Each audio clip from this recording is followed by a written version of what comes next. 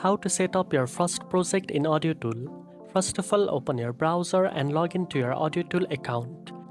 Once you are on the dashboard, click on the Studio section at the top. Then click on the New Project button to start a fresh project. Next, explore the AudioTool interface to add instruments and devices to your project.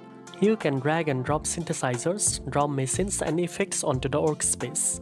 Experiment with different sounds and scenes to create the foundation for your track.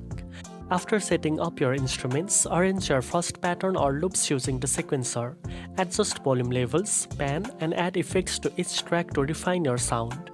You can also explore presets if you are just getting started, which makes the process faster and easier.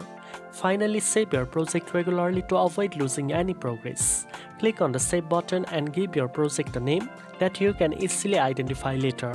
You can also choose a cover photo, select the genre, add tags, description, and set the license and permissions. Once done, hit the Save button again to secure your project. Now you know how to set up your first project in AudioTool. If you found this video helpful, don't forget to like, share, and subscribe for more editing tips. Thanks for watching, and I'll see you in the next one.